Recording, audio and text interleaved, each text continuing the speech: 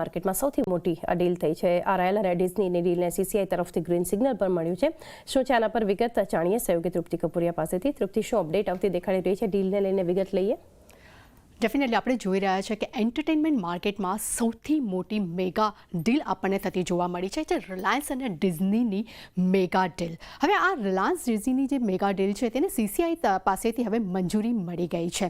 હવે જોવાનું રહેશે કે આ ડીલની મંજૂરી મળી છે ત્યારબાદ કોનો કેટલો હિસ્સો અહીંયા આપણને જોવા મળી શકે છે. તો ખાસ કરીને રિલાયન્સના ફિગર્સ પર નજર કરીએ તો રિલાયન્સનો 16.34% હિસ્સો જે તે રિલાયન્સને આ ડીલ બાદ મળશે. વાયોકોમ પાસે 46.82% નો હિસ્સો જોવા મળી શકે છે અને ડિઝની પાસે 36.84% હિસ્સો રહેતો જોવા મળશે. પરંતુ આ પૂરી ડીલ છે તે જેવી જે થઈ રહી છે, જેવીની વેલ્યુ કેટલી છે તો કે 70,352 કરોડનો આ પૂરી ડીલની વેલ્યુ આપણને જોવા મળી રહી છે.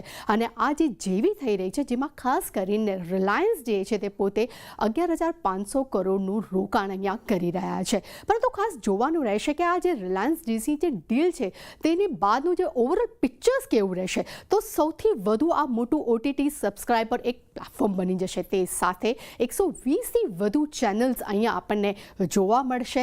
સાથે દેશનું સૌથી મોટું મીડિયા હાઉસ તે બનતું આપણને જોવા મળી શકે છે. સાથે એટલું જ નહીં, સ્પોર્ટ્સ રાઇટ્સ અને બ્રોડકાસ્ટિંગમાં પણ આ સૌથી મોટો પ્લેયર આપણને બનતો જોવા મળશે.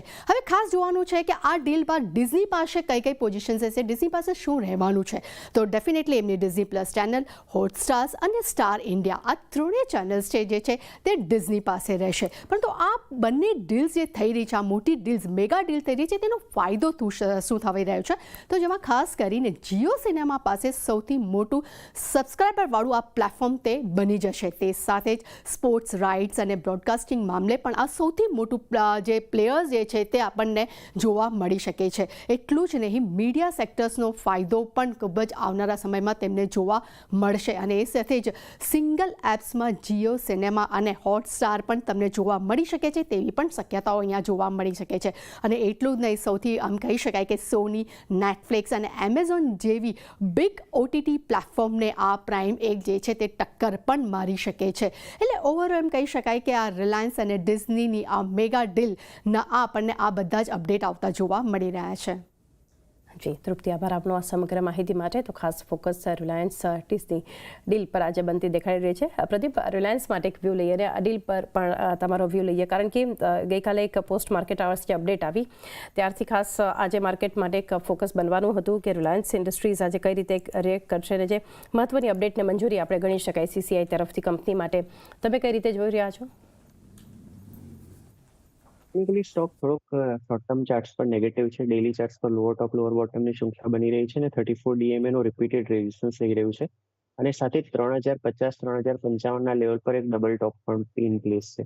તો 3050 નું આ રેઝિસ્ટન્સ ક્રોસ થવું જરૂરી છે ફ્રેશ બાઇંગ માટે. મેનવાઇલ ઓન ધ લોઅર સાઇડ જે 5 ઓગસ્ટના દિવસે 2866 ના બોટમ બન્યા છે એના વીકલી ચાર્ટ્સ પર 34 અઠવાડિયાની મૂવિંગ એવરેજ સાથે કોઇન્સાઇડ થયા હતા. આ એક ખૂબ જ ઇમ્પોર્ટન્ટ સપોર્ટ છે. તો એક્ઝિસ્ટિંગ લોંગ આ સ્ટોપ લોસ સાથે હોલ્ડ કરી શકે.